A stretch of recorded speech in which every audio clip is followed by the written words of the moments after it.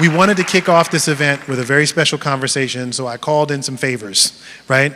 I've got three incredible people who are about to come to the stage, and we're going to talk about really the potential in the sports business space, what's coming next. You'll hear a little bit more about what they're working on.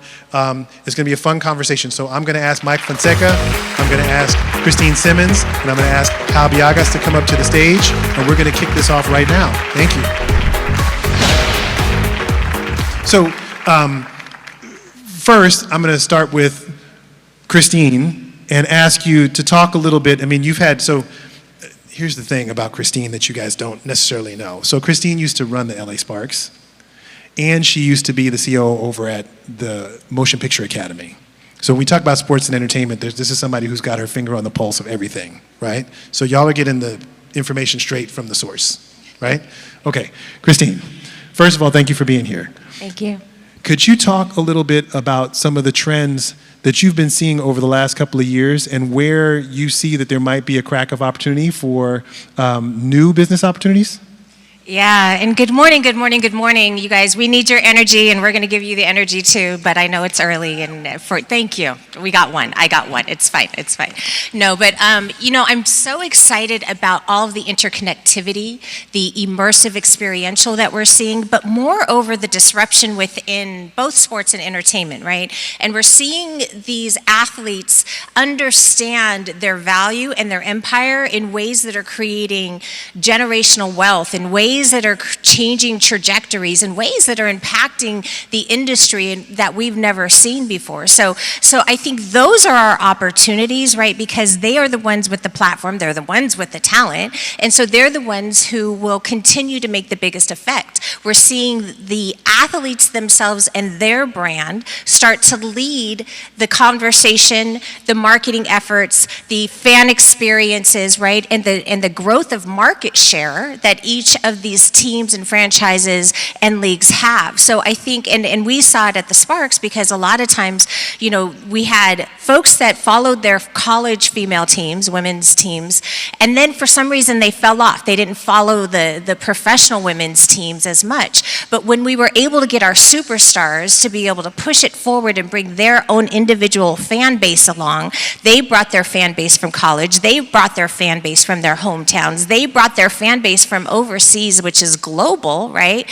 Then that gave the franchise more market share and more marketability as well, because then we are in a lot of different platforms. So I think that's where we see it truly is within the actual athlete themselves and getting them more involved in the business of the ecosystem of sports, because the more they're involved, the more they'll be able to push things forward for everybody involved. And that's what we need, is the entire ecosystem working in regards to pay equity and market share and all of those things. If the whole ecosystem isn't involved, then we're going to continue to fail and make the same mistakes over and over again.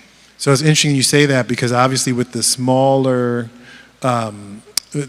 fan bases in certain sports, right? These emerging sports that are growing in popularity very quickly, you see that they're incorporating their athletes more and more into trying to get them to connect with fans, trying to do more things to build the popularity of the sport.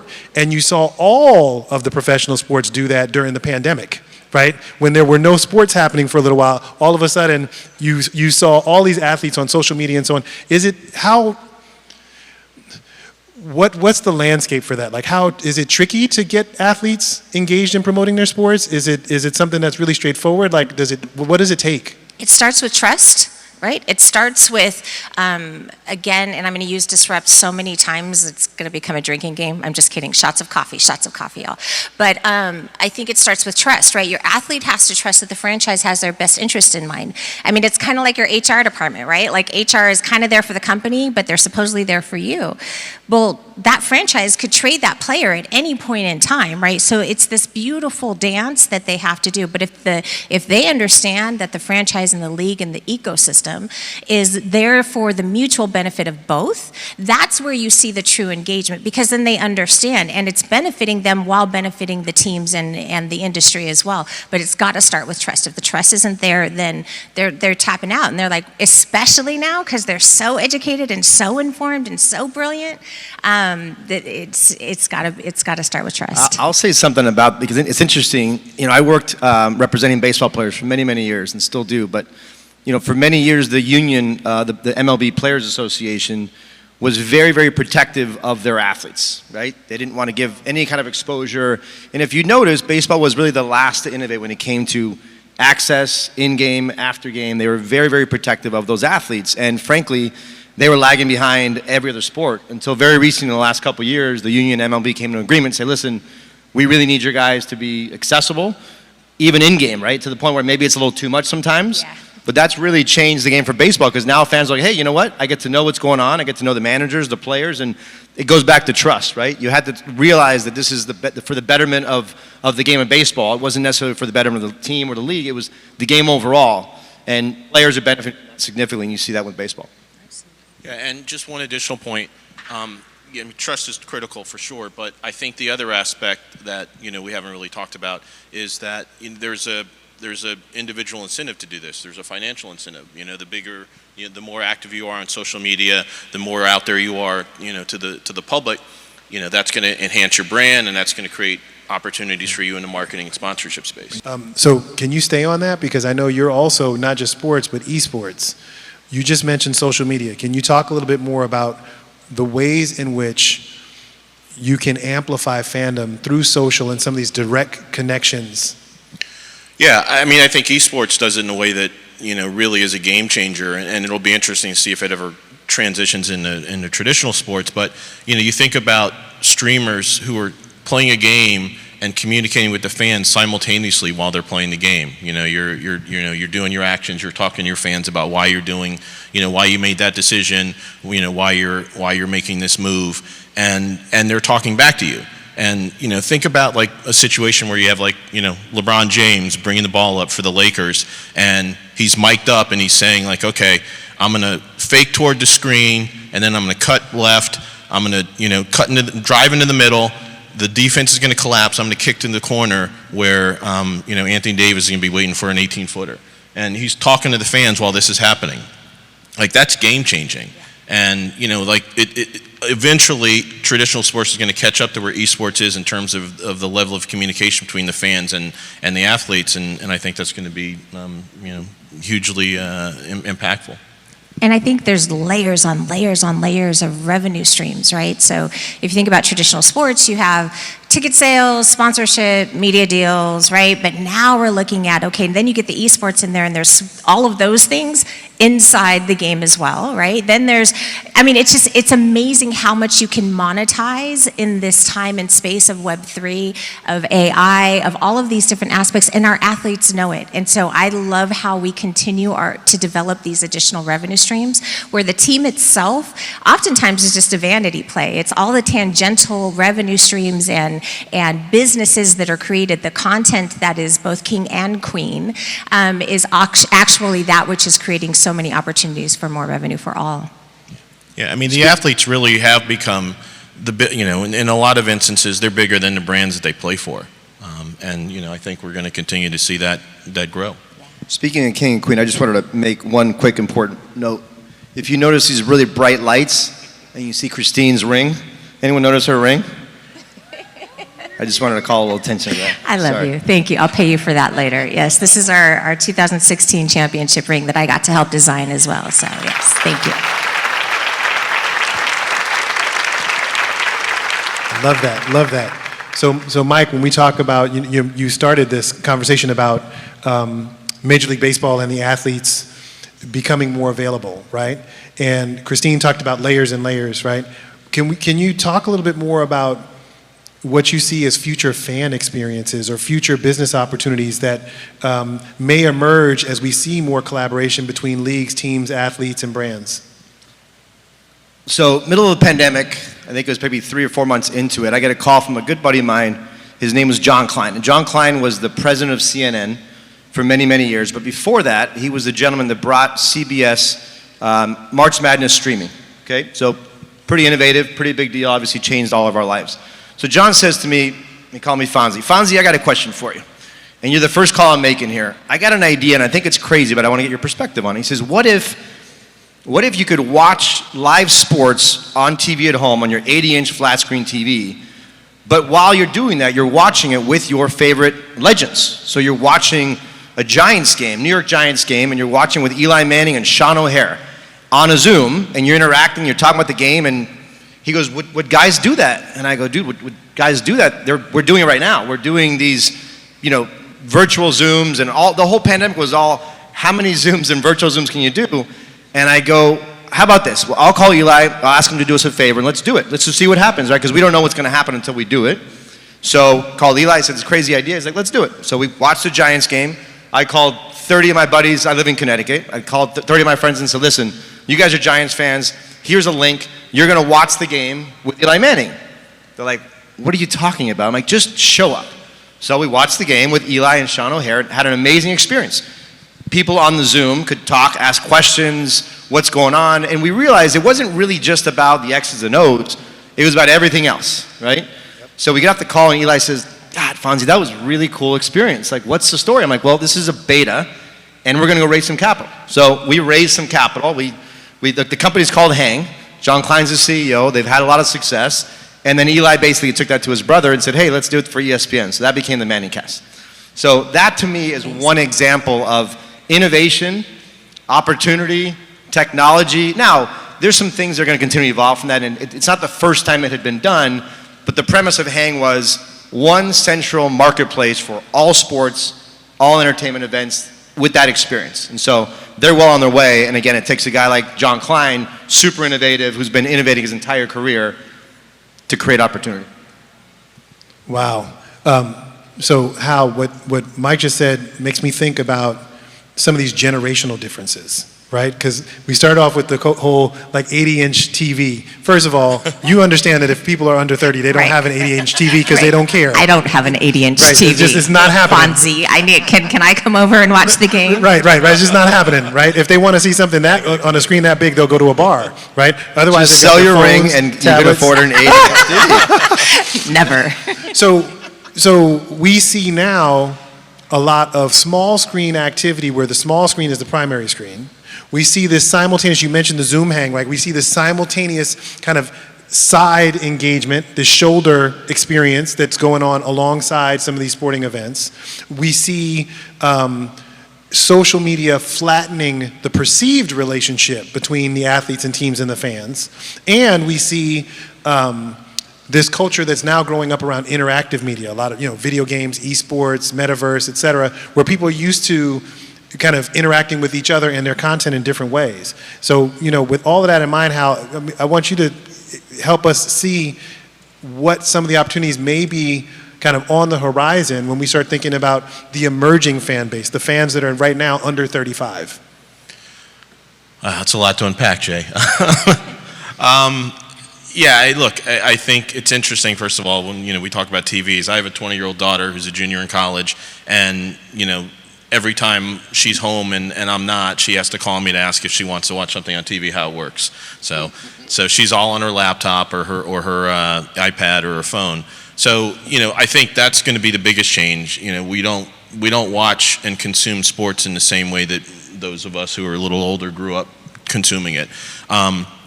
Younger fans also don't go to games as much, and maybe that'll change as they get older and they have more disposable income.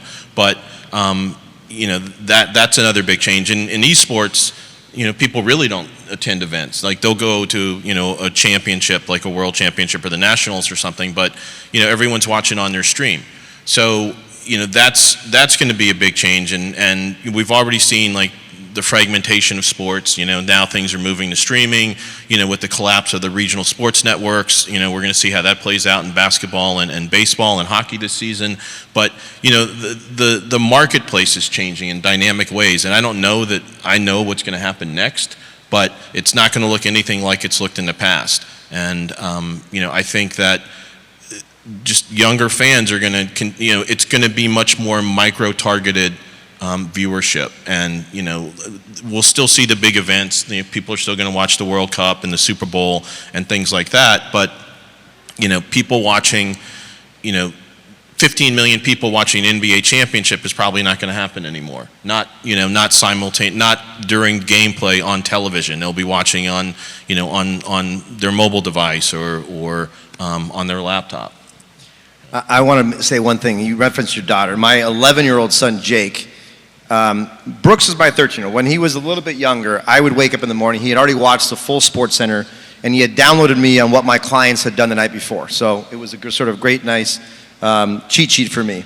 Jake, my 11-year-old now, by the time he's now watching, I think they're 15-second highlight clips on the MLB app. He's watching the 15-second clips, and not only that, he's fast-forwarding through 15-second clips, because the 15-second clips is way too long for his attention span. So I don't get it, but that's the next generation, and that's where everyone obviously is catering to that. I think it's incredible. I would also add that, that shoulder content that you alluded to, that is what is really taking off. Like we saw what Kevin Hart and Snoop Dogg did for the Olympics, right? If y'all didn't watch that on Peacock, you have to tune in. It was hilarious. And so it's bringing visibility and a new lens to different sports that might not get the same shine that others did. And that type of shoulder content not only adds, again, additional revenue streams. I'm all about the money, y'all. Additional revenue streams. It gives more platforms for more people to be involved and to engage where and how they want to be engaged. It also drives inclusivity. We, at the Oscars for our show, one of the things that we made sure to do was have kind of a shoulder content, because we couldn't integrate it into the show at the time, for those that might be hearing impaired, or for those that need visual descriptions, and for any other type of disabilities that want to enjoy the show in the same way, right? So we did that, and again, another revenue stream, we got it sponsored, right? So those are those opportunities that you can continue to do while you're growing that individual sport and league's visibility, but also creating and monetizing while you do it. And just one other thing, is these guys help me crystallize my thoughts a little bit. It's interesting to me the way that we're sort of moving, where broadcasters are moving to, they're voluntarily splintering their audience. We talked about the Manning cast. All those games, all those viewers used to just be watching ESPN to watch Monday Night Football. Now they're watching ESPN 1 or ESPN 2. The Manning cast, pretty soon there'll be somebody else that's doing another cast. We see it with streaming choices. We see it with March Madness, where, instead of all the games being on CBS, or TBS, they're on Turner and TNT and TBS and what's the other one? True TV, and they're like so. Broadcasters are recognizing that audiences want different things, and they're giving into them, even though they may be ultimately costing themselves a little bit in the bottom line, because they're not going to be able to drive those advertisers to one site and charge maximum value. But I think that helps the health of their organization, right? Because now they can diversify their portfolio. And it's pretty public knowledge, but for the longest time, the Oscars had 97% of their revenue coming from one source, their contract with ABC. Right? And so if we're looking at the business of running an organization, a franchise, right, the days of media rights being your sole source of income, right, is completely changing and being disrupted. But that being said, as they are splintering it, they are diversifying their revenue streams as an entity, and that's smart business, right? So it gives more opportunity as long as they know how to promote it. But what I find intriguing is that live sports still is part of the most watched on TV. Okay, so I did a little time check, and I know we've got about 5 or 6 minutes left. So I'm going to check with you all to see if anybody has a question. Oh, I see somebody's a brave soul. Hold on, here we go. Did Taylor Swift change the dynamics of football forever? She certainly increased market share, right? So I'll equate it to what we did at the Sparks. There was a lot of people who weren't excited about women's basketball, right? There was a lot, unfortunately, there was even some women that weren't basketball fans, right? So instead of having them enter the door through fundamental, beautiful, artful basketball, which is the WNBA, we had them enter the door through an entertaining experience that they could have with their children, right? We had them enter the door of badass, empowered women who were running shit on the court and off the court, right? We had them enter the door through disposable income and millennials who want to understand the values of the organizations of where they spend their money. So in a much more pop culture kind of way, that's what Taylor did, right? So there is a ton of viewers now who could care less about the sport of football, but because they might see Taylor, both young and old, now we're generating, I mean, and I'm gonna be real, y'all, I love sports. I fell in love with the Dallas Cowboys because the Dallas Cowboy cheerleaders were on Love Boat. Okay, I'm that old. By the way. I remember that. I'm that old. Okay, so that's. Do you remember the made-for-TV movie? Yes. With Bucky Dent. Exactly. Oh my gosh. Right. So that's how I fell in love with football, and I'm now a Rams fan. We'll just go with that for now. But I love football now. But that was the door that I entered. So there's going to be a lot more football fans, both young girls and young boys that tuned in to see Taylor. But now they're going to become fans. Ooh, another one. Okay, here we go. Hi, Christine. My name's Nam. I'm with NFL Media. You have there's a bunch of young women here from Anderson School of Business, UCLA Law School, or undergrad, and they're looking to break into sports, and you're an only, right? And you didn't start off in sports. You started off in supplier diversity of all places, right? So when you have young women come up to you and ask you for advice, and they're like, how do I get in? How do I become C-level, whatever? What's your go-to advice that you give to them? First, I think we need you gentlemen to stop looking at us as women. That's the first. We're brilliant, right? So there's a lot of brilliant, badass undergrads here who are looking to break into sports and entertainment. So the second I have to put the lens on it that I am female, that's not our problem. And this isn't directed to you. Thank you for throwing me this softball. That's not, and I get very passionate. That's not our problem. That's y'all. That's other people's problem, right? So continue to do the work, ladies. Continue to over-deliver. Continue to do what got you here and what got you successful. And one thing I wish I would have done, and for those that do know me know that the phrase, the term, the life of living unapologetically is really important. Really try to be unapologetic about who you are and how you show up, right? And I wish I would have learned that earlier, but make sure you have a safe space to do it in. So that's where I ask those that are recruiting these women, make sure that you're creating a safe space for them, right? Because everybody talks about we want all this representation, inclusion, and equity, and bring your best self and bring your most authentic self. Well, sometimes y'all ain't ready because we're magical. We are so magical when we step in a room because we've had to overachieve for so long and doing it in badass hills, right? And so because we've had to do that, like you're not ready. You're not gonna be ready. But be ready because it's gonna lift you too. So ladies, continue to do what you've been doing, overachieve, be bold, be unapologetic about how you approach things. I met Magic Johnson here. We were talking about the documentary. So I'm working on a documentary with Matt Barnes and a few others, Rico Hines, on the famous runs that happened here in the off season in what we used to call Men's Gym. It's now called Student Activity Center. That's where I met Magic because I was bold and I walked up to him and I said, Irvin, I know you've started your health clinics. I was pre-med, y'all. I'd like to pick your brain. And fast forward, I'm wearing this championship ring because I was bold enough to approach him. So be bold, be confident. Know, and the last thing I'll say is don't worry about the outcome so much. Just know, be cocky and confident that you'll figure it out because the outcome will probably change. I love that. So I want to thank you guys for doing the hardest part, which is the bat leadoff, right? We are now fully live with the show. Thank you so much for spending some time with us. Are you guys going to be here for more of the day? A little bit. So if you want to catch up to them later in the day, you'll see them around. Thank you so much. Hopefully you've learned a little bit and you're ready to go. Thank you.